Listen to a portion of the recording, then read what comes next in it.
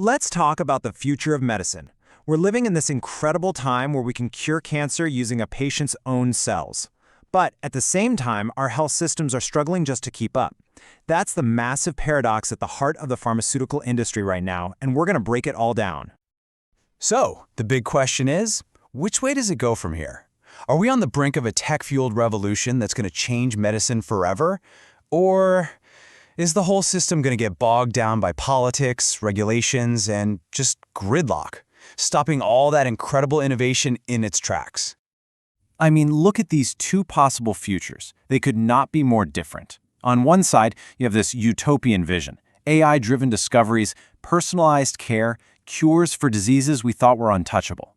But on the other side, a future where innovation is choked off, hospitals are overwhelmed, and costs just keep climbing.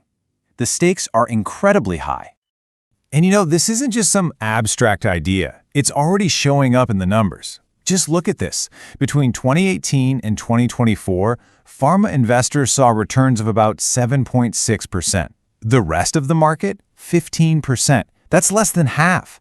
It tells you that for all the amazing science, the business model itself is under some serious strain. Okay, but let's start with the good stuff, the case for being optimistic. Because honestly, the science that's coming down the pike is absolutely mind-blowing. We're walking into a brand new age of medicine. And leading the charge is something called cell and gene therapy. Now, this isn't about just managing symptoms with a pill you take every day. Oh no, this is a whole new ballgame. We're talking about using living cells, or even modifying your own genes to attack a disease at its absolute root cause. And listen, this is not science fiction. It's happening right now. Take CAR T-cell therapy. It's having incredible success.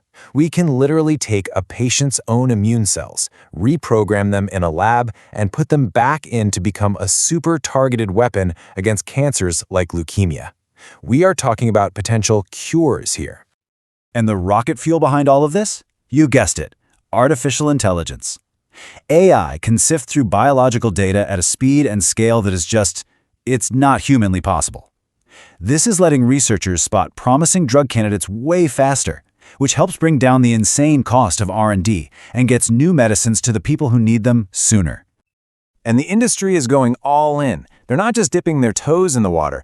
By 2030, the amount of money being poured into AI for healthcare is projected to hit $188 billion. That's not just an investment, that's a full-throated declaration that AI is the future. All right, but for every bit of amazing progress, there seems to be a major roadblock. All this incredible promise is running smack into a system that is stretched to its absolute limit. This is the other side of the coin, where real-world problems could stop everything. First up, the people problem. You can invent the most amazing therapy in the world, but you need doctors and nurses to actually deliver it, and we have a crisis on our hands. By 2030, the entire world is projected to be short 10 million healthcare workers. That's a massive gap. And that staffing crisis is happening right as a huge demographic wave is about to hit. By 2050, the number of people on Earth over the age of 60 is set to double, to 2.1 billion. So just think about that for a second. Way more patients needing more complex care, with way fewer people to provide it. That's a recipe for strain. And if that wasn't enough, you've got politics. The industry now has to game out what happens with every election, every policy shift. As this executive says, they literally have to plan to protect the continuity of our supply from political wins. That kind of instability can throw a wrench into everything.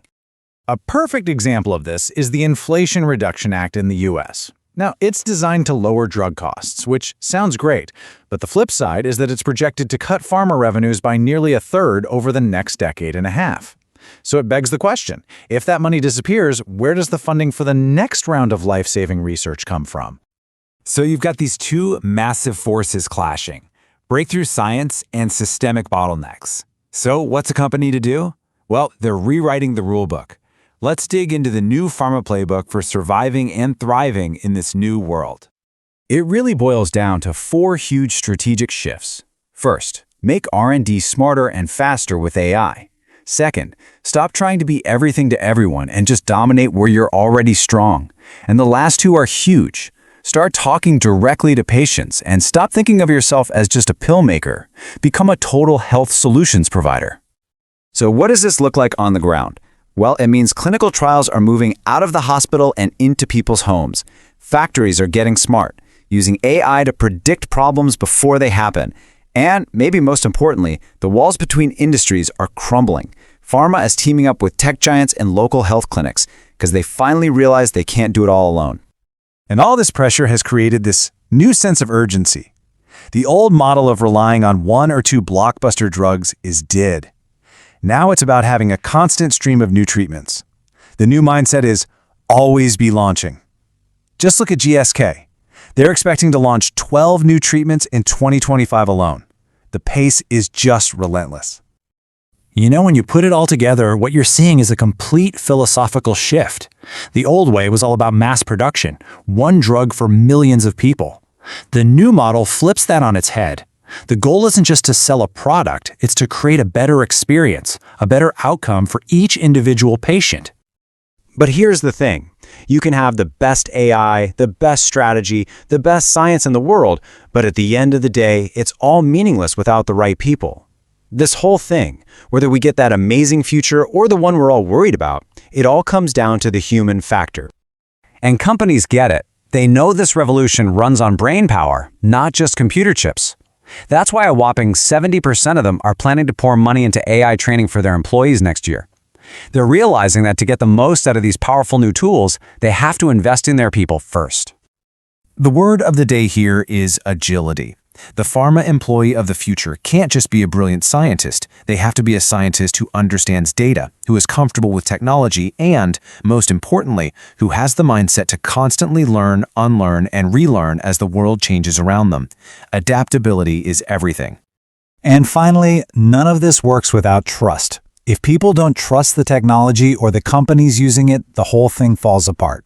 So this new era demands a new social contract. It has to be built on a foundation of ethical AI, rock-solid cybersecurity, real transparency, and a genuine commitment to making sure these amazing breakthroughs are for everyone, not just a select few. It kind of brings me back to this really powerful quote from chess master Garry Kasparov. He says asking if AI will replace us is the wrong question, because we're not the same. We have different skills. The future isn't about replacement, it's about collaboration. The real question is, how do we combine our very human intuition and creativity with the incredible speed and logic of AI to build a healthier future for all of us? That, right there, is the challenge and the incredible opportunity that we're all facing.